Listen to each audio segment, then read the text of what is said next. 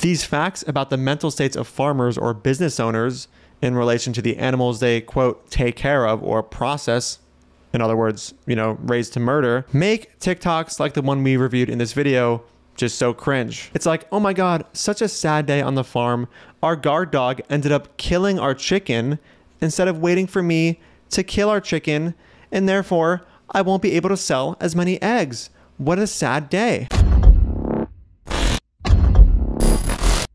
All right, guys, so today we're going to cover something I like to call absolute insanity in plain sight. In other words, a farmer who owns a farm in Vermont being very upset because one of his chickens, which he actually already ended up planning to murder, ended up being killed by one of his guard dogs instead. So first, I'm going to show you guys the absolute insanity in plain sight, unfiltered, just the entire video, and then we'll go ahead and talk about it. So this is a video I never thought I was gonna have to make, but unfortunately it's been a tough morning here on the farm, and I feel like I need to tell you guys what happened. So far, the training of our livestock guardian puppy, Abby, has been going really, really well. She's got a great personality.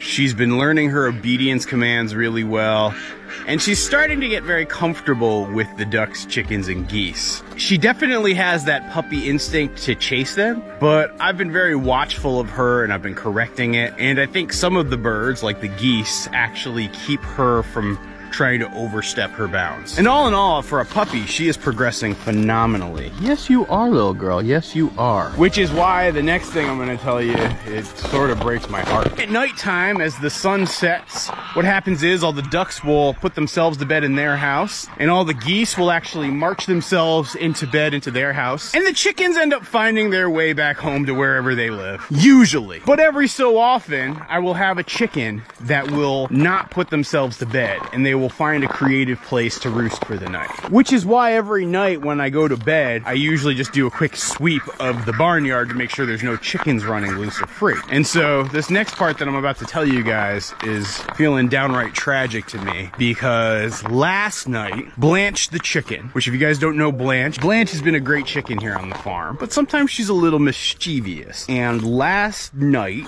she decided to not go back into the hoop coop, and she also decided to not go back into her duck house, and she took refuge somewhere on the farm. I don't exactly even know where, but she didn't go back into any of the secure locations. And when I came out to do the morning chores this morning, I found Blanche in a pile of white feathers. She wasn't entirely dead, but she was on the verge of it, so I actually put her down to end her suffering.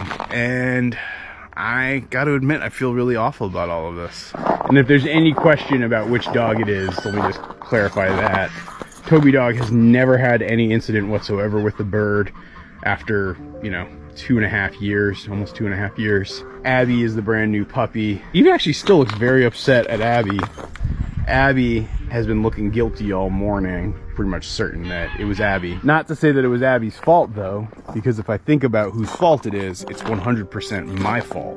Back to that advice that I always give people when raising guard dogs with birds and how you should do it. That #1 rule is don't leave your dog unsupervised until you can trust them. And while I didn't do it intentionally, it was definitely an accident that led to Abby being unsupervised out here in the yard with access to one of our birds. And I know you feel horrible, Abby.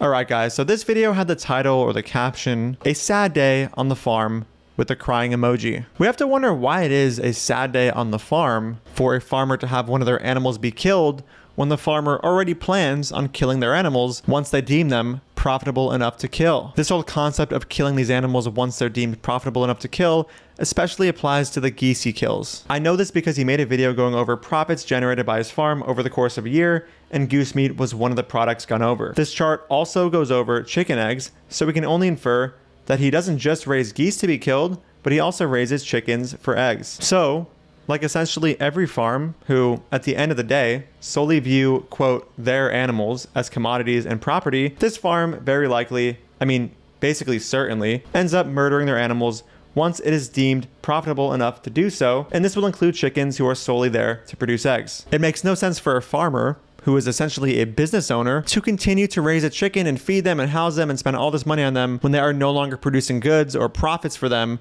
at a cost-effective rate. Of course, it makes sense for a sanctuary to do this because, I mean, a sanctuary actually gives a shit about their animals beyond just the profit they can generate. But as a farmer, this is not the kind of thinking that is taking place. So this original TikTok was captioned, "It was a sad day on the farm," with the cry emoji. Now, why exactly is this a sad day on the farm? Why would this chicken being killed upset the farmer, you know, from a perspective of genuinely caring for the chicken to live, when we know this chicken is going to eventually be killed anyway by the farmer? Well, it's quite obvious. This chicken cannot produce eggs for the farmer and hence cannot produce profit for the farmer when they're dead. And it's very safe to assume that this chicken was at the age in which they were still producing eggs at a cost-effective rate for the farmer prior to being killed. When a farmer loses an animal due to unforeseen circumstances like a guard dog ripping them apart, they are going to be upset first and foremost because of the profit loss, not the general loss of life. If general loss of life was the main reason the farmer was upset, they wouldn't plan to prematurely have these animals lose their life in the first place. For example, just think of the geese he slaughters for goose meat, or these chickens who will be killed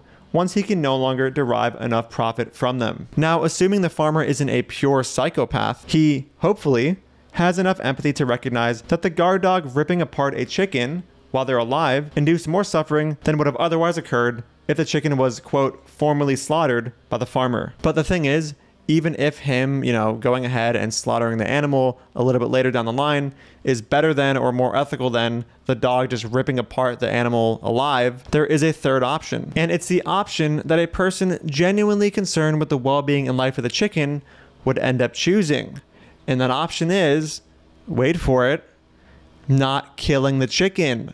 Wow. F***ing mind blown, guys. If you care for something, you won't go ahead and kill them for profit. Insane. I just have to drive these points home because these little innocent family farmers who literally profit off of the exploitation and murder of animals like to always just pretend like, oh, we're just a little innocent family farm and, you know, we love these animals so much up until slaughter day. They literally have these animals' profit-driven murder planned the moment they become in possession of these animals. This is not genuine care for the well-being and life of animals. It's genuine care for profit. That is all. These facts about the mental states of farmers or business owners in relation to the animals they, quote, take care of or process, in other words, you know, raised to murder, make TikToks like the one we reviewed in this video just so cringe. It's like, oh my God, such a sad day on the farm.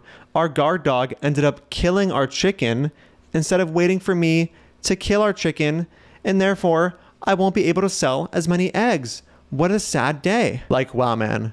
You're such an empathetic and good person.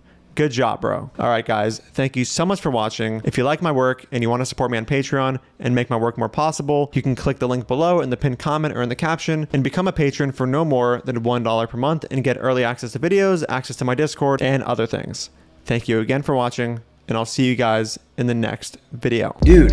Fuck off, I don't want anything to do with you. Don't ever speak to me again. You're a fucking piece of shit. Even vegans don't get your weird, stupid wannabe sense of irony here. Who is your audience? Nobody gets these dumb jokes. Dude,